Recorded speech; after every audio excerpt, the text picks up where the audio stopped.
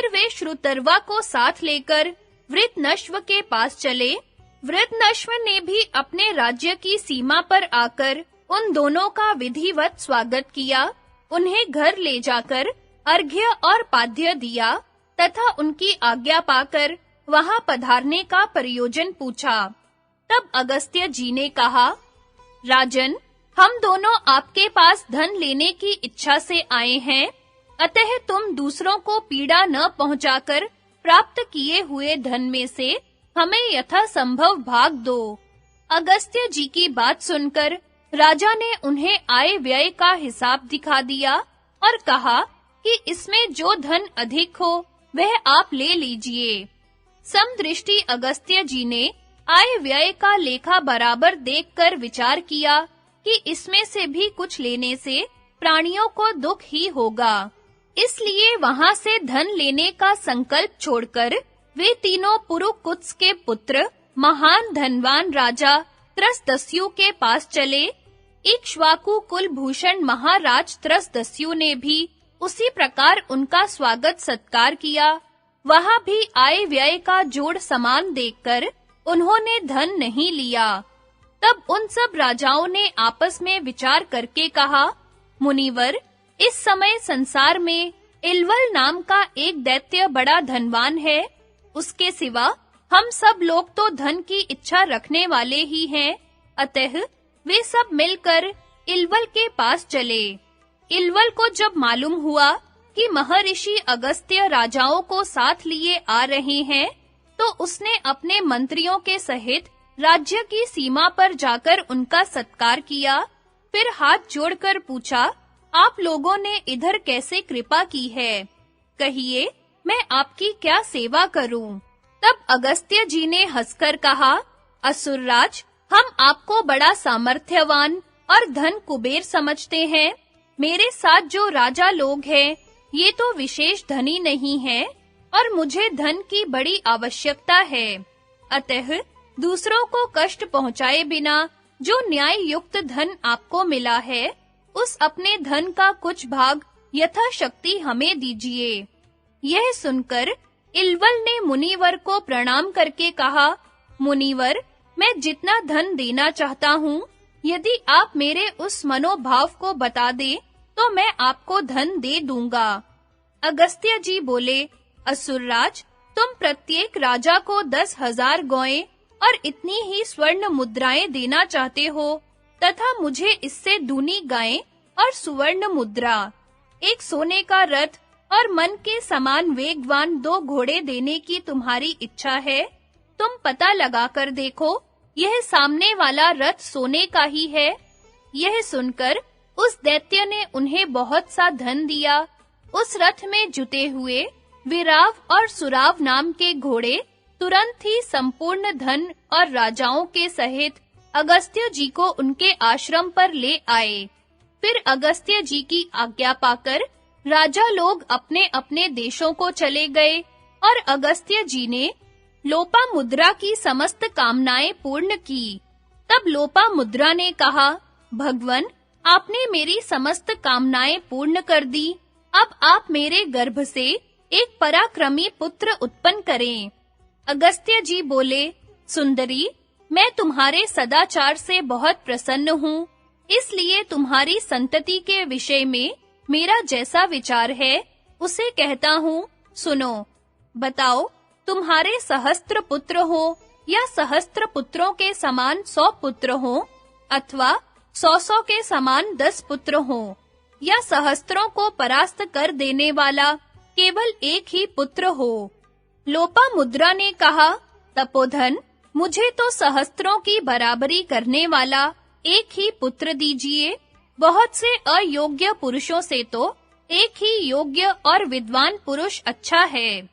इस पर मुनिवर अगस्त्य ने बहुत अच्छा कहा और गर्भाधान के पश्चात वे वन में चले गए। उनके वन में चले जाने पर 7 वर्ष तक वह गर्भ पेट में ही बढ़ता रहा। जब 7वां वर्ष भी समाप्त हो गया, तब लोपामुद्रा के गर्भ से दृढ़स्यु नाम का एक बड़ा ही बुद्धिमान और तेजस्वी बालक उत्पन्न हुआ। वह परम तपस्वी तथा सांगोपांग वेद और उपनिषदों का पाठ करने वाला था। उसका जन्म होने पर अगस्त्य जी के पितरों को उनके अभीष्ट लोक प्राप्त हो गए। तभी से पृथ्वी पर यह स्थान अगस्त्य आश्रम के नाम से प्रसिद्ध हुआ। राजन, यह आश्रम अनेकों रमणीय गुणों से संपन्न है। देखो, इसके समीप यह परम पवित्र भागीरथी प्रवाहित हो रही है। बड़े-बड़े देवता और गंधर्व भी इसका सेवन करते हैं। यह भृगु तीर्थ तीनों लोकों में प्रसिद्ध है। भगवान श्री राम ने भृगु नंदन परशुराम के तेज को कुंठित कर दिया था।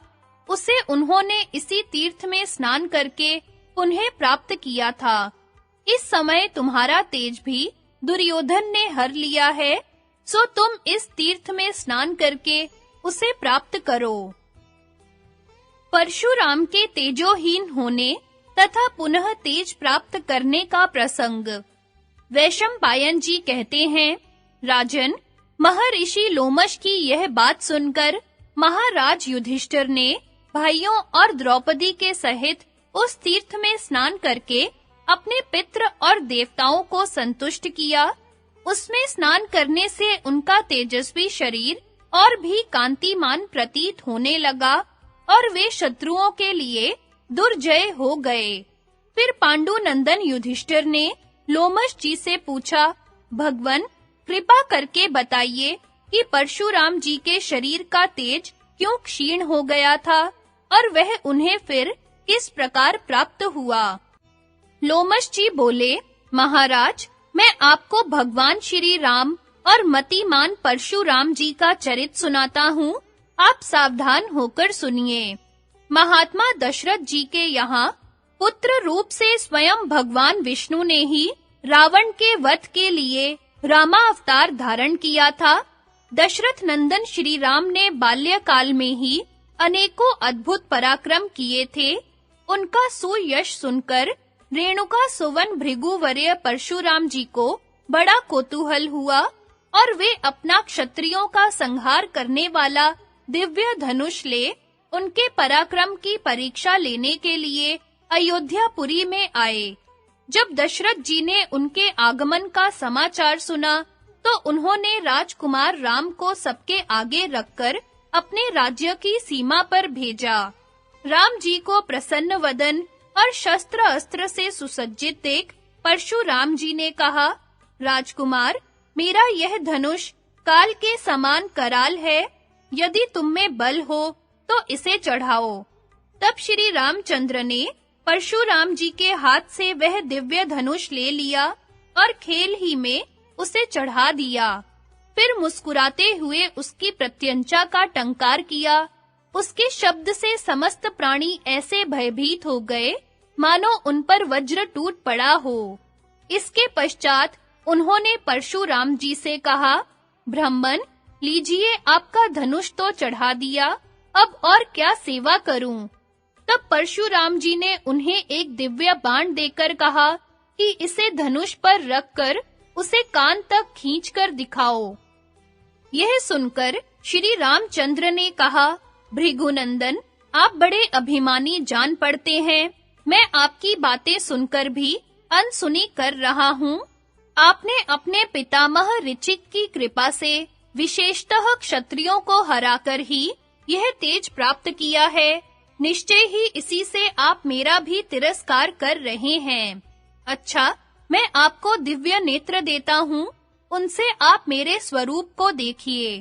तब भृगु श्रेष्ठ परशुराम ने भगवान श्री राम के शरीर में आदित्य, वसु, रुद्र, साध्य, मरुद्गण, पितृ, अग्नि, नक्षत्र, ग्रह, गंधर्व, राक्षस, यक्ष, नदियां, तीर्थ, वालखिल्य आदि ब्रह्मभूत सनातन मुनिवर, देवऋषि तथा संपूर्ण समुद्र और पर्वतों को देखा। इनके सिवा उन्हें उसमें उपनिषदों के सहित वेद, वषट्कार और यज्ञ याग आदि के सहित सजीव सामश्रुतियां और धनुर्वेद तथा मेघ, वर्षा और विद्युत भी दिखाई दिए। फिर भगवान श्री राम ने वह बाण छोड़ा तो बड़ी-बड़ी लपटों के सहित सूखा वज्रपात होने लगा। सारा भूमंडल धूल वर्षा और मेघ वर्षा से छा गया। पृथ्वी कांपने लगी तथा सर्वत्र भीषण आघात और भयंकर शब्द होने लगे। रामचंद्र जी की भुजाओं से छूटे हुए उस बाण ने परशुराम जी को भी व्याकुल कर दिया और केवल उनका तेज हरकर वह फिर राम जी के पास लौट आया। जब उन्हें कुछ चेत हुआ तो उनके शरीर में मानो प्राणों का संचार हो गया और उन्होंने भगवान विष्णु के अंश रूप भगवान श्री राम को प्रणाम किया। फिर उनकी आज्ञा पाकर वे महेंद्र पर्वत पर चले गए और बड़े श्रांत एवं लज्जित होकर वहां रहने लगे। इस प्रकार 1 वर्ष बीत जाने पर जब पितृगण ने देखा कि परशुराम जी बड़े निस्तेज हो रहे हैं, उनका सारा मद चूर-चूर हो गया है और वे अत्यंत दुखी हैं, तो उन्होंने उनसे कहा, वत्स, तुमने साक्षात विष्णु के सामने जाकर जैसा बर्ताव किया वह ठीक नहीं था। वे तो तीनों लोकों में सर्वदा ही पूजनीय और माननीय है। अब तुम जाकर वधूसर कृता नाम की पवित्र नदी में स्नान करो। सत्य युग में तुम्हारे प्रपितामह भृगु ने दीप्तोद नामक तीर्थ में बड़ी तपस्या की थी। उसमें स्नान करने से तुम्हारा शरीर पुनः तेजस्वी हो जाएगा। पितरों के इस प्रकार कहने से परशुराम जी ने इस तीर्थ में स्नान किया और ऐसा करने से उन्हें पुनः अपना खोया हुआ तेज प्राप्त हो गया।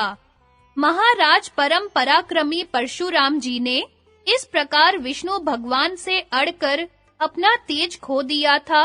सो इस तीर्थ में स्नान करके पुनः और अगस्त्य जी के समुद्र शोषण का वृत्तांत। युधिष्ठिर ने कहा, विप्रवर, मैं महामती अगस्त्य जी के अद्भुत कर्मों को विस्तार से सुनना चाहता हूँ। लोमश जी बोले, राजन, मैं परम तेजस्वी अगस्त्य जी की अत्यंत दिव्य, अद्भुत और अलौकिक कथा सुनाता हूँ। तुम सावधान होकर सुनो। सत्य युग में काल के नाम के बड़े भयंकर और रणवीर दैत्यगण थे। वे वृत्रासुर के अधीन रहकर नाना प्रकार के शस्त्र अस्त्र से सुसज्जित हो इंद्र आदि सभी देवताओं पर आक्रमण करते रहते थे। तब सब देवताओं ने मिलकर वृत्रासुर के वध का उद्योग आरंभ किया। वे इंद्र को आगे लेकर ब्रह्मा जी के पास आए। ब्रह्मा ने यह देखकर उनसे कहा, देवताओं, तुम जो काम करना चाहते हो वह मुझसे छिपा नहीं है। मैं तुम्हें वृत्रासुर के वध का उपाय बताता हूँ। भूलोक में दधीच नाम के एक बड़े उदार हृदय महर्षि हैं। तुम सब लोग जाकर उनसे वर मांगो। जब वे प्रसन्न होकर तुम्हें वर देने को तैयार हो, तो उनसे ऐसा कहना कि मुनिवर, तीनों लोकों के हित के लिए आप हमें अपनी हड्डियां दे दीजिए। तब वे देह त्याग कर तुम्हें अपनी हड्डियां दे देंगे। उनकी हड्डियों से तुम एक 6 दांतों वाला बड़ा भयंकर और सुदृढ़ वज्र बनाना। उस वज्र से इंद्र वृत्रासुर का वध कर सकेगा। मैंने तुम्हें सब बातें बता दी हैं, अब जल्दी करो। ब्रह्मा जी के इस प्रकार कहने पर उनकी आज्ञा ले सब देवता सरस्वती के दूसरे तट पर दधीच ऋषि के आश्रम में आए। यह आश्रम अनेकों प्रकार के वृक्ष और लता आदि से सुशोभित था। वहां सूर्य के समान तेजस्वी महर्षि दधीच के दर्शन कर उनके चरणों में प्रणाम किया और ब्रह्मा जी के कथनानुसार उनसे वर प्रदान के लिए प्रार्थना की। तब दधीच ऋषि ने अत्यंत प्रसन्न होकर कहा, देवगण, तुम्हारा जिसमें हित हो वही मैं करूंगा। तुम्हारे लिए मैं अपने शरीर को भी न्योछावर कर सकता हूँ। फिर देवताओं के अस्थि याचना करने पर मन और इंद्रियों को वश में रखने वाले मुनिवर दधीच ने सहसा अपने प्राण त्याग दिए। देवताओं ने ब्रह्मा जी के आदेशानुसार उनके निष्प्राण शरीर की हड्डियां ले ली और विश्वकर्मा के पास आकर अपना प्रयोजन बताया। विश्वकर्मा ने उन हड्डियों से एक भयंकर वज्र तैयार किया और अत्यंत प्रसन्न होकर इंद्र से कहा, देवराज, इस वज्र से आप देवताओं के शत्रु उग्रकर्मा वृत्रासुर को भस्म कर डालिए। विश्वकर्मा के ऐसा कहने पर देवराज इंद्र ने वज्र लेकर बलशाली देवताओं को साथ ले पृथ्वी और आकाश को घेर कर खड़े हुए वृत्रासुर पर धावा बोल दिया।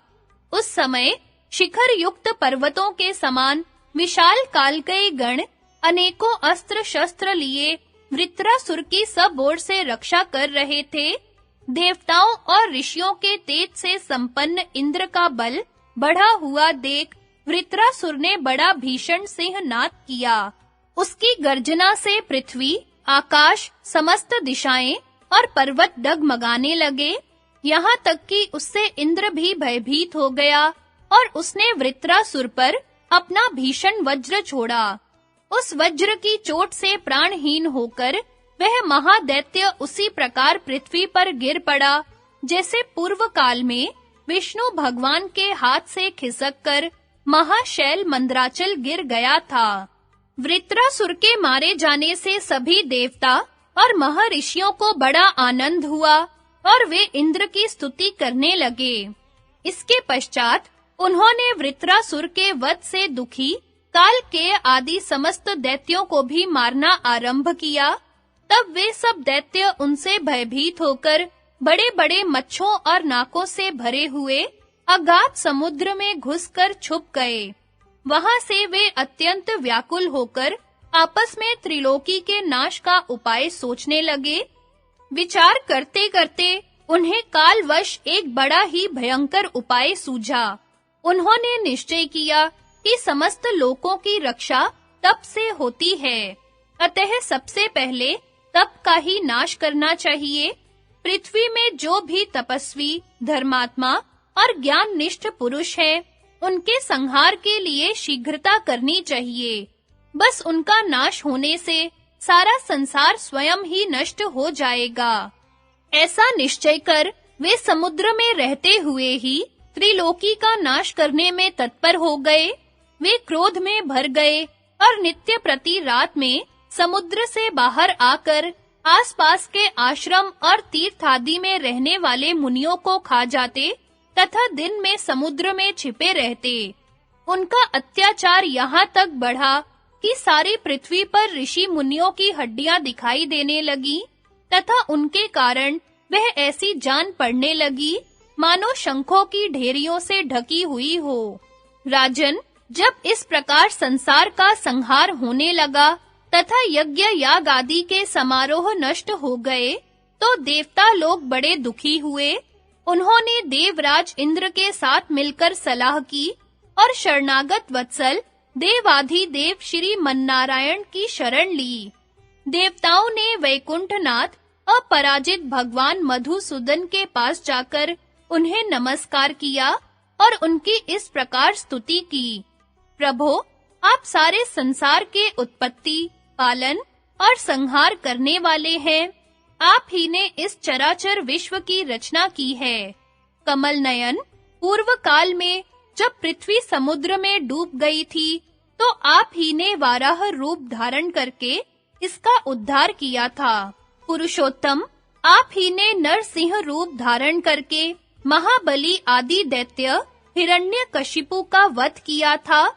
महादैत्य बलि को मारना किसी भी देहधारी के वश की बात नहीं थी।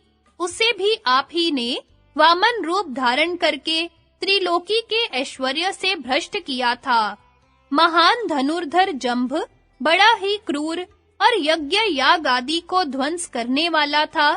उस सुप्रसिद्ध दानव का भी आपने ही दलन किया था। इसी प्रकार आपके अगणित पराक्रम है। हे मधुसूदन, हम भयभीतों के तो एकमात्र आप ही आश्रय हैं। अतः हे देव देवेश्वर, त्रिलोकी के कल्याण के लिए हम आपसे प्रार्थना करते हैं कि इस महान भय से संपूर्ण लोक, देवगण और इंद्र की रक्षा कीजिए। इस समय संसार पर बड़ा भारी भय उपस्थित है। पता नहीं रात में कौन आकर ब्राह्मणों को मार डालता है। ब्राह्मणों का नाश होने से तो पृथ्वी का ही नाश हो जाएगा और पृथ्वी के नष्ट होने से स्वर्ग भी नहीं बच सकेगा। जगतपते, अब तो कृपा पूर्वक आपके रक्षा करने से ही इन लोकों का संहार रुक सकता है। देवताओं की प्रार्थना सुनकर भगवान विष्णु ने कहा, देवगण, मैं इस प्रजाओं के क्षय का कारण पूरी तरह जानता हूँ। कालकेय नाम से प्रसिद्ध एक दैत्यों का बड़ा विकट दल है। वे सब दैत्य वृत्रासुर का आश्रय लेकर सारे संसार को पीड़ित करते थे। दिन में तो नाकों और ग्राहों से भरे हुए समुद्र में छिपे रहते हैं, किंतु रात्रि के समय संसार का उच्छेद करने के लिए बाहर निकलकर ब्राह्मणों का वध करते हैं। समुद्र में रहने के कारण तुम उन दैत्यों का दलन नहीं कर सकोगे, इसलिए पहले तुम्हें समुद्र को सुखाने का उपाय सोचना चाहिए। समुद्र को सुखाने में अगस्त्य जी के सिवा और कोई समर्थ नहीं है और इसे सुखाए बिना उन दैत्यों का पराभव नहीं हो सकता। इसलिए तुम किसी प्रकार अगस्त्य जी को इस काम के लिए तैयार कर लो। भगवान विष्णु की यह बात सुनकर देवगण ब्रह्मा जी की आज्ञा से अगस्त्य मुनि के आश्रम में आए। वहां उन्होंने देखा कि मित्रा वरुण के पुत्र परम तेजस्वी तपोमूर्ति महात्मा अगस्त्य जी ऋषियों से घिरे हुए विराजमान हैं। देवता उनके निकट गए और मुनि के अलौकिक कर्मों का बखान करते हुए उनकी इस प्रकार स्तुति करने लगे। पूर्व काल में जब इंद्रपद पाकर राजा नहुष ने लोकों को संतप्त करना आरंभ किया, तो आप ही ने उनका दुख दूर किया था और उस संसार के कंटक को देवलोक के ऐश्वर्य से गिराया था। पर्वतराज विंध्याचल सूर्य पर कुपित होकर एक साथ बहुत ऊंचा हो गया था। इससे संसार में अंधेरा रहने लगा और प्रजा मृत्यु से पीड़ित होने लगी। उस समय आपकी शरण लेने से ही उसे शांति मिली थी। भगवन, हम भी बहुत भयभीत हैं। अब आप ही हमारे आश्रय हैं। आप सबकी इच्छाएं पूर्ण करने वाले हैं। अतः हम भी दीन होकर आपसे वर मांगते हैं। युधिष्ठिर ने पूछा, मुनिवर, मुझे यह बात विस्तार से सुनने की इच्छा है कि विंध्याचल क्रोधित होकर अकस्मात क्यों बढ़ने लगा। सूर्य उदय और अस्त होने में पर्वतराज सुवर्णगिरि सुमेरु की प्रदक्षिणा किया करते थे। यह देखकर विंध्याचल ने कहा, सूर्यदेव, जिस प्रकार तुम सुमेरु के पास जाकर नित्य प्रति उसकी परिक्रमा करते हो, उसी प्रकार मेरी भी किया करो। इस पर सूर्य ने कहा, मैं अपनी इच्छा से सुमेरु की प्रदक्षिणा नहीं करता, बल्कि जिन्होंने इस जगत की रचना की है, उन्होंने मेरे लिए यह मार्ग निर्दिष्ट कर दिया है। हे परंतप, सूर्य के इस प्रकार कहने पर विंध्य क्रोध में भर गया और सूर्य एवं चंद्रमा का मार्ग रोकने के विचार से अकस्मात बढ़ने लगा। तब सब देवता मिलकर पर्वतराज विंध्य के पास आए और अनेकों उपायों से उसे रोकने लगे, किंतु उसने उनकी एक भी न सुनी। फिर वे सबके सब धर्मात्माओं में श्रेष्ठ, परम तपस्वी और अद्भुत पराक्रमी अगस्त्य जी के पास आए और उन्हें अपना आने का प्रयोजन सुनाया। वे कहने लगे, भगवन, क्रोध के वशीभूत हुआ यह पर्वतराज विंध्याचल सूर्य और चंद्रमा के मार्ग तथा नक्षत्रों की गति को रोक रहा है। द्विजवर, आपके सिवा और कोई भी पुरुष उसको रोकने में समर्थ नहीं है, इसलिए आप उसे रोकने की कृपा करें। देवताओं की यह बात सुनकर अगस्त्य जी अपनी पत्नी के सहित विंध्याचल के पास आए और उससे बोले, पर्वत प्रवर, मैं किसी कार्य से दक्षिण की ओर जा रहा हूँ, इसलिए मेरी इच्छा है कि तुम मुझे उधर जाने का मार्ग दो। जब तक मैं उधर से लौटूं, तब तक तुम मेरी प्रतीक्षा करना। उसके बाद इच्छा अनुसार बढ़ते रहना। शत्रु दमन युधिष्ठिर जी विंध्याचल से यह ठहराकर अगस्त्य जी दक्षिण की ओर चले गए और वहां से आज तक नहीं लौटे। इसी से अगस्त्य जी के प्रभाव से विंध्याचल का बढ़ना रुका हुआ है। तुम्हारे पूछने से यह सारा प्रसंग मैंने तुम्हें सुना दिया। अब जिस प्रकार उनसे वर पाकर देवताओं ने कालकेयों का संहार किया था, वह सुनो। देवताओं की प्रार्थना सुनकर अगस्त्य जी ने कहा, आप लोग यहाँ कैसे आए हैं और मुझसे क्या वर चाहते हैं? तब देवताओं ने कहा, महात्मन, हमारी ऐसी इच्छा है कि आप महासागर को पी जाइए। ऐसा होने पर हम देवद्रोही कालकेयों को उनके परिवार के सहित मार डालेंगे। देवताओं की बात सुनकर मुनिवर अगस्त्य ने कहा, अच्छा, मैं तुम्हारी इच्छा पूर्ण करूंगा और संसार का दुख दूर कर दूंगा। तदनंतर वे तपः सिद्ध ऋषियों और देवताओं को साथ ले नदीनाथ समुद्र के तट पर पहुंचकर वहां एकत्रित हुए देवता और ऋषियों से कहने लगे, मैं संसार के हित के लिए समुद्र का पान करता हूँ। ऐसा कहकर उन्होंने बात की बात में समुद्र को जलहीन कर दिया। तब देवता लोग प्रबल होकर अपने दिव्य शस्त्रों से कालकेयों का संहार करने लगे। इस प्रकार गरज-गरज कर प्रहार करते हुए देवताओं की मार से वे व्याकुल हो गए और उन्हें उनका वेग असह्य हो गया।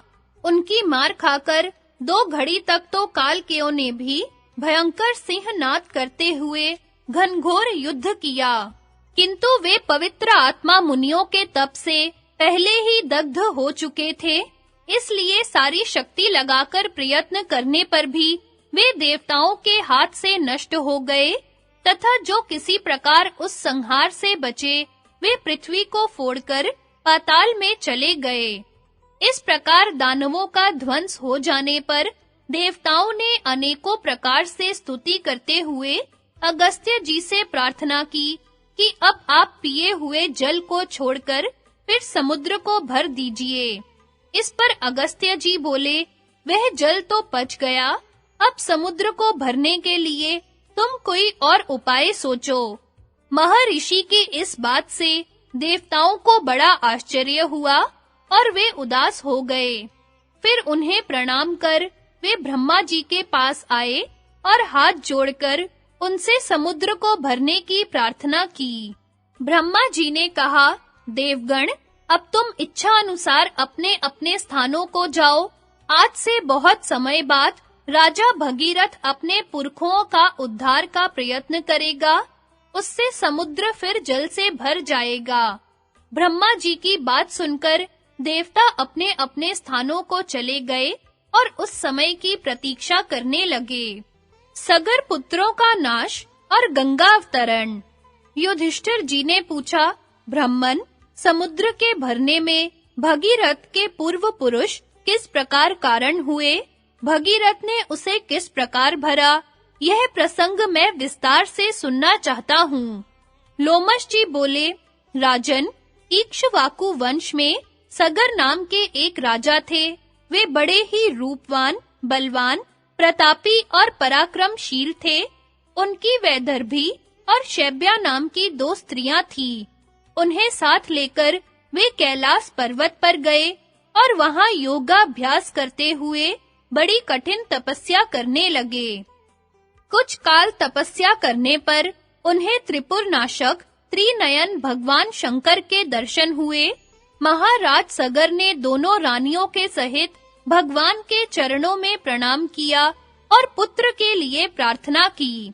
तब श्री महादेव जी ने प्रसन्न होकर राजा और रानियों से कहा, राजन, तुमने जिस मुहूर्त में वर मांगा है, उसके प्रभाव से तुम्हारी एक रानी से तो अत्यंत गर्वीले और शूरवीर 60,000 पुत्र होंगे, किंतु वे सब एक साथ ही नष्ट हो जाएंगे तथा दूसरी रानी से वंश को चलाने वाला एक ही शूरवीर पुत्र होगा।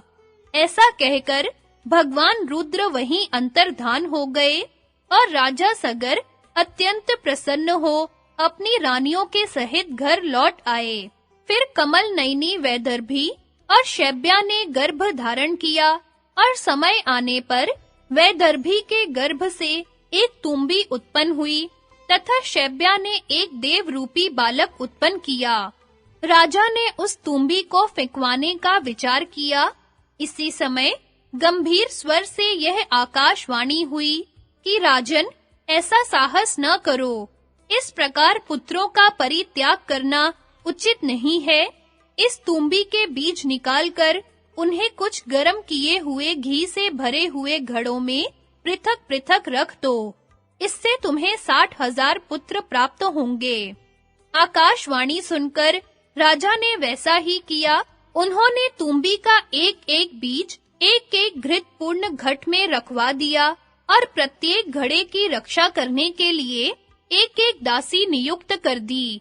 बहुत काल बीतने पर भगवान शंकर की कृपा से उनमें से अतुलित तेजस्वी 60,000 पुत्र उत्पन्न हुए।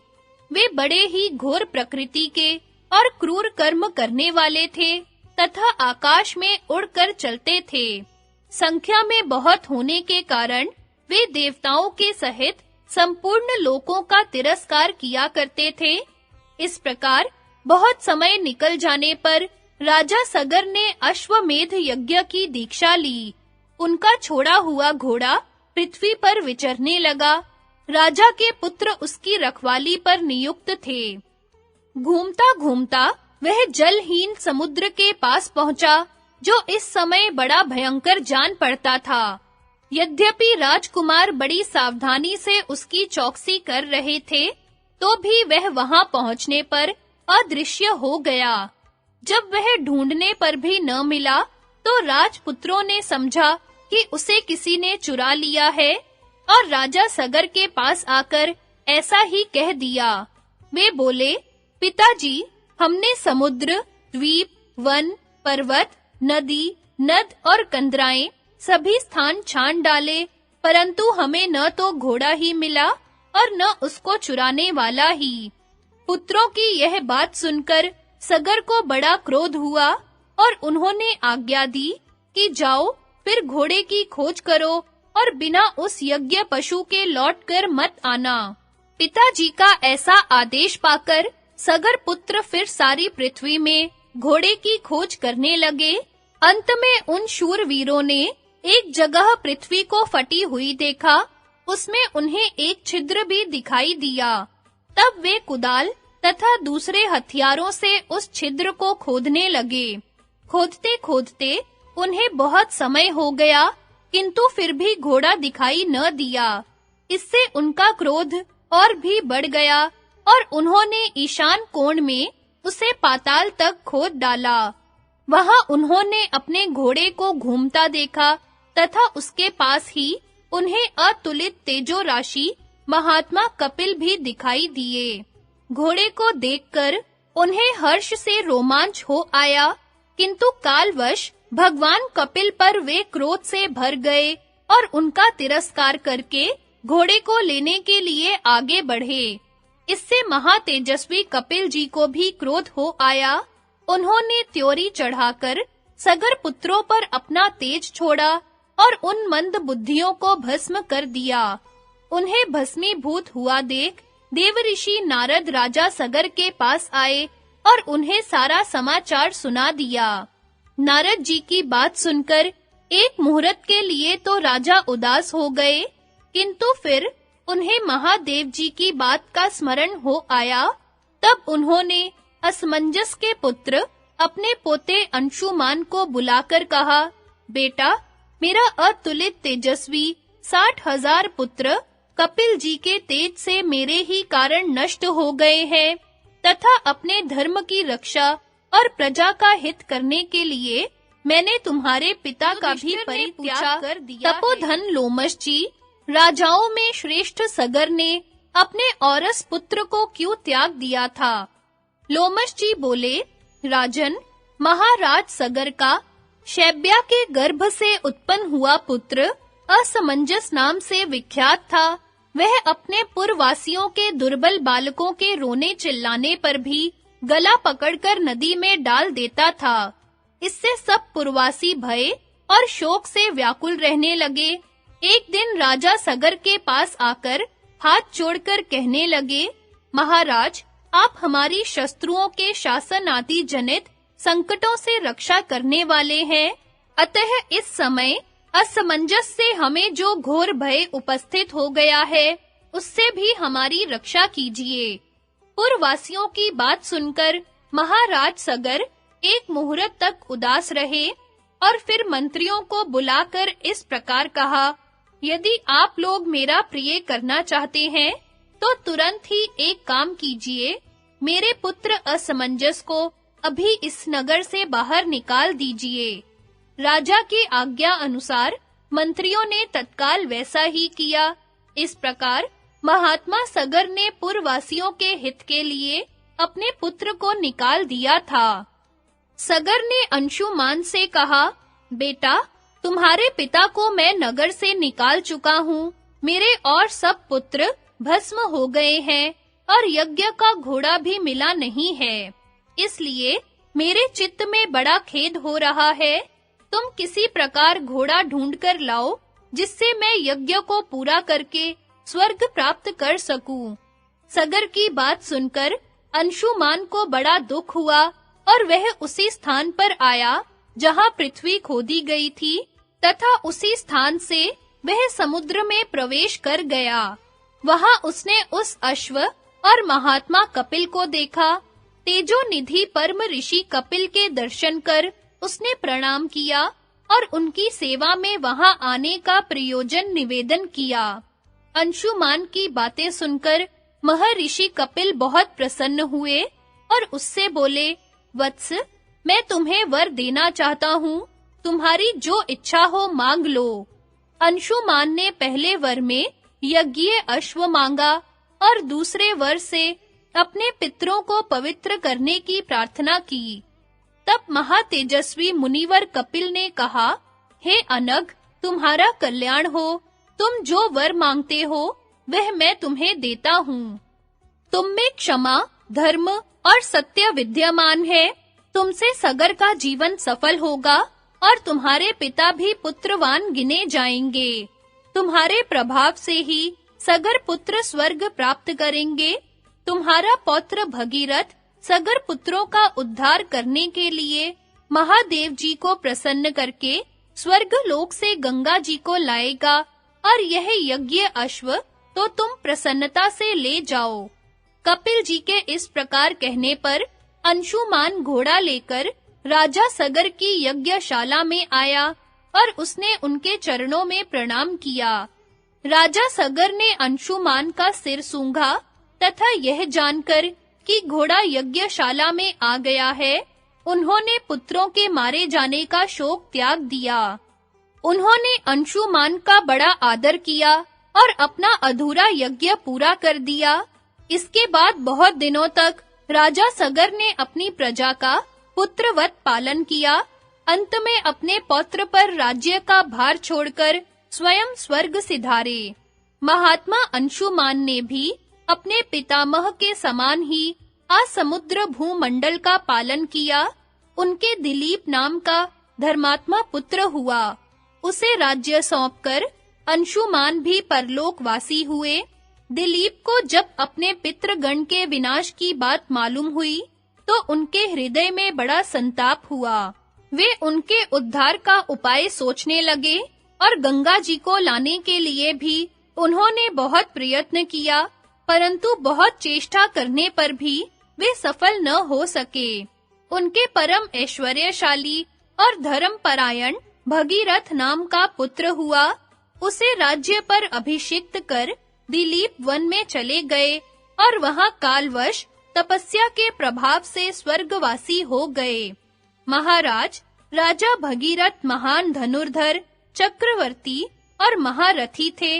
उनके दर्शन मात्र से सब लोगों के मन और नयन शीतल हो जाते थे। उन्हें जब मालूम हुआ कि कपिल जी के कोप से उनके पितृगण भस्म हो गए थे और उन्हें स्वर्ग लोक की भी प्राप्ति नहीं हुई, तो वे बड़े दुखी हुए और अपना राज्य मंत्री को सौंपकर तपस्या करने के लिए हिमालय पर चले गए। वहां उन्होंने फल मूल और जल का ही आहार करते हुए देवताओं के 1000 वर्ष तक घोर तपस्या की। 1000 दिव्य वर्ष बीत जाने पर महानदी गंगा ने उन्हें प्रत्यक्ष दर्शन दिया और कहा, राजन, तुम मुझसे क्या चाहते हो? बताओ, मैं तुम्हें क्या दूं? तुम जो कहोगे वही करूंगी। गंगा जी के इस प्रकार कहने पर राजा ने उनसे कहा, हे वरदायिनी, मेरे पितृगण महाराज सगर के 60,000 पुत्र घोड़ा ढूंढने के लिए निकले थे। उन्हें भगवान कपिल ने भस्म करके यमलोक में भेज दिया है। हे महानदी, जब तक आप अपने जल से उनका अभिषेक नहीं करेंगी, तब तक उनकी सद्गति नहीं हो सकती। उन सगर पुत्रों के उद्धार के लिए ही मैं आपसे प्रार्थना करता हूँ। लोमश जी कहते हैं, राजा भगीरथ की बात सुनकर विश्ववंदनिया गंगा जी ने उनसे इस प्रकार कहा, राजन, मैं तुम्हारा कथन पूरा करूंगी, इसमें तो संदेह नहीं, किंतु जिस समय मैं आकाश से पृथ्वी पर गिरूंगी, उस समय मेरा वेग असह्य होगा। तीनों लोकों में ऐसा कोई नहीं है जो मुझे धारण कर सके। हाँ, एक देवाधिदेव नीलकंठ भगवान शंकर अवश्य मुझे धारण करने में समर्थ है। महाबाहो, तुम तप करके उन्हें प्रसन्न कर लो। जब मैं पृथ्वी पर गिरूंगी, तो वे ही मुझे अपने मस्तक पर धारण कर लेंगे। तुम्हारे पितरों का हित करने के लिए वे अवश्य तुम्हारी इच्छा पूरी करेंगे। यह सुनकर महाराज भगीरथ कैलाश पर गए और कुछ काल तक तीव्र तपस्या करके उन्होंने महादेव जी को प्रसन्न कर उनसे उन्होंने अपने पितरों को स्वर्ग में पहुंचाने के उद्देश्य से गंगा जी को धारण करने के लिए वर प्राप्त कर लिया। भगीरथ को वर देकर भगवान शंकर हिमालय पर आए और वहां खड़े होकर उनसे कहने लगे, महाबाहो, अब तुम पर्वत राजपुत्री गंगा से प्रार्थना करो, मैं स्वर्ग से गिरने पर उसे धारण कर लूंगा। यह सुनकर महाराज भगीरथ सावधान होकर गंगा जी का ध्यान करने लगे। उनके स्मरण करते ही पवित्र सलिला गंगा जी महादेव जी को खड़े देखकर आकाश से गिरने लगी। उन्हें गिरते देखकर देवता, महर्षि, गंधर्व, नाग और यक्ष लोग उनके दर्शनों की लालसा से वहां एकत्रित हो गए। श्री महादेव जी के मस्तक पर वे इस प्रकार गिरी मानो स्वच्छ मोतियों की माला हो। भगवान शंकर ने उन्हें तत्काल धारण कर लिया। तब श्री गंगा जी ने भगीरथ से कहा, राजन, मैं तुम्हारे लिए ही पृथ्वी पर उतरी हूँ, अतः बताओ मैं किस मार्ग से चलूं? यह सुनकर राजा उन्हें उस स्थान पर ले गए जहां उनके पूर्वजों के शरीर भस्म हुए थे। गंगा जी के जल से समुद्र तत्काल भर गया। राजा भगीरथ ने उन्हें अपनी पुत्री मान लिया। फिर सफल मनोरथ होकर राजा भगीरथ ने गंगा जल से अपने पितरों को जलांजलि दी। इस प्रकार जिस तरह समुद्र को भरने के लिए गंगा जी पृथ्वी पर पधारी, वह सब वृत्तांत मैंने तुम्हें सुना दिया। वैशंपायन जी बोले, राजन, फिर कुंती नंदन महाराज युधिष्ठिर क्रमशः नंदा और अपर नंदा नाम की नदियों पर गए, जो सब प्रकार के पाप और भय को नष्ट करने वाली हैं। वहां हेमकूट पर्वत पर जाकर उन्होंने बहुत सी अद्भुत बातें देखी। उस स्थान पर निरंतर वायु बहता रहता था और नित्य वर्षा होती थी। वहां वेदा अध्ययन का शब्द तो सुना जाता था, किंतु कोई स्वाध्याय करने वाला दिखाई नहीं देता था। तब लोमश जी ने कहा, गुरुवर, यहाँ नंदा नदी में स्नान करने से पुरुष तत्काल पाप मुक्त हो जाता है, इसलिए आप भाइयों सहित इसमें स्नान करें। यह सुनकर महाराज युधिष्ठिर ने अपने भाई और साथियों के सहित नंदा में स्नान किया और फिर शीतल जल वाली अत्यंत रमणीक और पवित्र कौशिकी नदी पर गए। वहां लोमश जी ने कहा, भरत श्रेष्ठ, यह परम पवित्र देव नदी कौशिकी है। इसके तट पर यह विश्वामित्र जी का रमणीक आश्रम दिखाई दे रहा है। यही महात्मा काश्यप का आश्रम है। इसे पुण्य आश्रम कहते हैं। महर्षि विभांडक के पुत्र ऋष्यशृंग बड़े ही तपस्वी और संयतेंद्रिय थे। एक बार अनावृष्टि होने पर उन्होंने अपने तप के प्रभाव से वर्षा कर दी थी। वे परम तेजस्वी और समर्थ विभांड कुमार मृगी से उत्पन्न हुए थे। युधिष्ठिर ने पूछा, भगवन, मनुष्य का पशु जाति के साथ योनि संसर्ग होना तो शास्त्र और लोक दोनों की ही दृष्टि में विरुद्ध है। फिर परम तपस्वी कश्यप नंदन ऋष्यशृंग ने मृगी के उदर से कैसे जन्म लिया तथा अनावृष्टि होने पर उस बालक के भय से वृत्रासुर का वध करने वाले इंद्र ने कैसे वर्षा की। लोमश जी बोले, राजन, ब्रह्म ऋषि विभांडक बड़े ही साधु स्वभाव और प्रजापति के समान तेजस्वी थे। तपस्या के कारण उनका अंतःकरण शुद्ध हो गया था। एक बार वे एक सरोवर पर स्नान करने गए। वहां उर्वशी अप्सरा को देखते ही वे उस पर मोहित हो गए। इतने में ही वहां एक प्यासी मृगी आई और वह जल के साथ उस वीर्य को भी पी गई। इससे उसको गर्भ रह गया। वास्तव में यह एक देव कन्या थी। किसी कारण से ब्रह्मा जी ने इसे शाप देते हुए कहा था कि तुम मृग जाति में जन्म लेकर एक मुनि पुत्र को उत्पन्न करेगी, तब शाप से छूट जाएगी। विधि का विधान अटल है। इसी से महामुनि ऋष्यशृंग उस मृगी के पुत्र हुए। वे बड़े तपोनिष्ठ थे और सर्वदा वन में ही रहा करते थे। उनके सिर पर एक सींग था। इसी से वे ऋष्यशृंग नाम से प्रसिद्ध हुए। उन्होंने अपने पिता के सिवा किसी और मनुष्य को नहीं देखा था, इसलिए उनका मन सर्वदा ब्रह्मचर्य में स्थित रहता था। इसी समय अंग देश में महाराजा दशरथ के मित्र राजा लोमपाद राज्य करते थे। हमने ऐसा सुना था कि उन्होंने किसी ब्राह्मण को कोई चीज देने की प्रतिज्ञा करके पीछे उसे निराश कर दिया था। इसलिए ब्राह्मणों ने उनको त्याग दिया। इससे उनके राज्य में वर्षा होनी बंद हो गई और प्रजा में हाहाकार मच गया। तब उन्होंने तपस्वी और मनस्वी ब्राह्मणों से पूछा, भूदेवों, अब वर्षा कैसे हो, इसका कोई उपाय बताइए। वे सब अपना-अपना मत प्रकट करने लगे। तब उनमें से एक मुनि श्रेष्ठ ने कहा, राजन, ब्राह्मण आप पर कुपित है, इसका आप प्रायश्चित कीजिए। ऋष्यशृंग नामक एक मुनि कुमार हैं।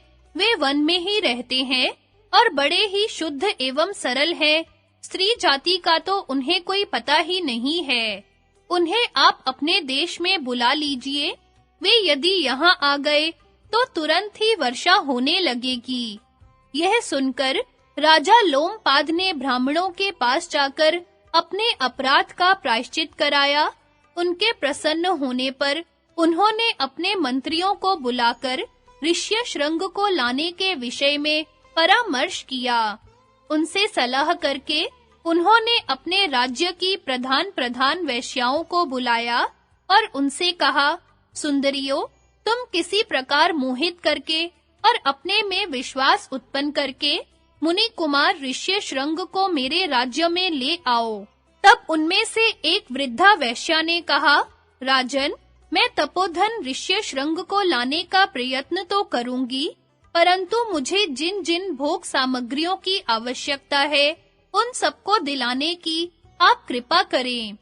तब राजा का आदेश पाकर उस वृद्धा ने अपनी बुद्धि के अनुसार नौका के भीतर एक आश्रम तैयार कराया। उस आश्रम को अनेक प्रकार के फल और फूलों वाले बनावटी वृक्षों से सजाया गया, जिन पर तरह-तरह की झाड़ियां और लताएं छाई हुई थी। वह नौका आश्रम बड़ा ही रमणीय और मन को लुभाने वाला था। उसे विभांडक मुनि के आश्रम से थोड़ी दूरी पर बंधवाकर गुप्तचरों से इस बात का पता लगवाया कि मुनिवर किस समय आश्रम से बाहर चले जाते हैं। फिर विभांडक मुनि की अनुपस्थिति के समय अपनी पुत्री वैश्या को सब बातें समझाकर ऋष्यशृंग के पास भेजा। उस वैश्या ने आश्रम में जाकर उन तपोनिष्ठ मुनि कुमार के दर्शन किए और उनसे कहा, मुनिवर, यहाँ सब तपस्वी आनंद में है ना? आप भी कुशल से हैं ना? तथा आपका वेदा अध्ययन तो अच्छी तरह चल रहा है ना? ऋष्यशृंग ने कहा, आप कांति के कारण साक्षात तेजः पुंज के समान प्रकाशमान प्रतीत होते हैं। मैं आपको कोई वंदनीय महानुभाव समझता हूँ। मैं पाद प्रक्षालन के लिए आपको जल दूंगा तथा अपने धर्म के अनुसार कुछ फल भी भेंट करूंगा। देखिए, यह कृष्ण मृग चर्म से ढका हुआ कुश का आसन है, इस पर विराज जाइए। आपका आश्रम कहाँ है और आप किस नाम से प्रसिद्ध हैं? वैश्या बोली, काश्यप नंदन, मेरा आश्रम इस पर्वत के उस ओर यहाँ से 3 योजन की दूरी पर है। मेरा ऐसा नियम है कि मैं किसी को प्रणाम नहीं करने देता और न किसी का दिया हुआ पाद्य ही स्पर्श करता हूँ। मैं आपका प्रणम्य नहीं हूँ, बल्कि आप ही मेरे वंद्य हैं। ऋष्य शृंग बोले, ये भिलावे, आंवले, करूषक, इंगूदी और पिपली आदि पके हुए फल रखे हैं। इनमें से आप अपनी रुचि के अनुसार ग्रहण करें। लोमश जी कहते हैं, राजन, उस वैश्या की लड़की ने उन सब फलों को त्याग कर उन्हें अपने पास से बड़े रसीले, दर्शनीय और रुचिवर्धक स्वादिष्ट पदार्थ दिए। इसके सिवा सुगंधित मालाएं, विचित्र और चमकीले वस्त्र तथा बढ़िया-बढ़िया शरबत भी दिए। उन्हें पाकर ऋष्य शृंग बड़े प्रसन्न हुए और हंसने खेलने में उनकी प्रवृत्ति हो गई। इस प्रकार उनके मन में विकार का अंकुर फूटता देख वैश्या उन्हें तरह-तरह से लुभाने लगी।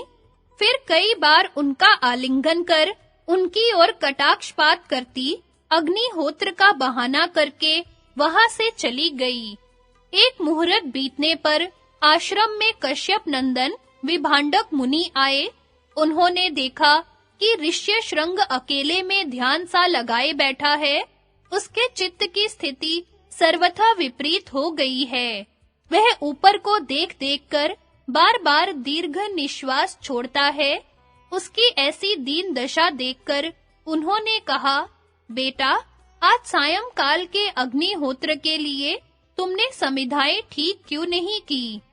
क्या आज तुम अग्निहोत्र से निवृत्त हो चुके हो? आज तुम और दिनों की तरह प्रसन्न नहीं जान पड़ते। बड़े ही चिंतातुर, अचेत और दीन से दिखाई देते हो। बताओ तो, आज यहाँ कोई आया था क्या? ऋष्य शृंग ने कहा, पिताजी, यहाँ आश्रम में एक जटाधारी ब्रह्मचारी आया था।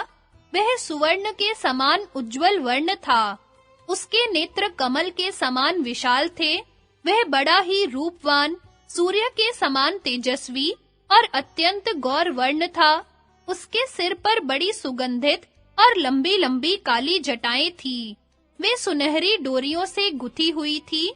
आकाश में जैसे बिजली चमकती है, उसी प्रकार उसके गले में सुवर्ण के आभूषण झिलमिला रहे थे। जिस समय वह चलता था, उसके पैरों से बड़ी ही अद्भुत झनकार होती थी तथा मेरे हाथों में जैसे यह रुद्राक्ष की माला बंधी हुई है, उसी तरह उसके दोनों हाथों में झनकारती हुई सोने की लड़ियां पड़ी हुई थी। उसका मुख भी बड़ा ही विचित्र और दर्शनीय था। उसकी बातचीत सुनकर हृदय में आनंद की लहरें उठने लगती थी। उसकी कोयल की सी वाणी बड़ी ही सुरीली थी। उसे सुनने से मेरे हृदय में हूक सी उठती थी। वह मुनि कुमार क्या था, मानो कोई देवपुत्र ही था। उसे देखकर मेरे मन में उसके प्रति बहुत ही प्रीति और आसक्ति हो गई है। उसने मुझे नए-नए फल दिए थे। मैंने अब तक जो फल खाए हैं, उनमें से किसी में भी वैसा रस नहीं मिला। उनमें न तो वैसे छिलके ही है और न उनके समान गूदा है। उस रूपवान मुनि कुमार ने मुझे बड़ा ही स्वादिष्ट जल पीने को दिया था। उसे पीते ही मुझे बड़े आनंद का अनुभव हुआ और पृथ्वी घूमती सी दिखाई देने लगी। वे जो बड़े ही विचित्र और सुगंधित पुष्प पड़े हुए हैं, उसके वस्त्रों में गुंथे हुए थे। इन्हें बिखेरकर वह तप से दैदीप्यमान मुनि कुमार अपने आश्रम को चला गया है। उसके जाते ही मैं अचेत सा हो गया हूँ और मैं चाहता हूँ जल्दी से जल्दी उसके पास पहुंचूं और उसे यहाँ लाकर सदा अपने साथ रखूं।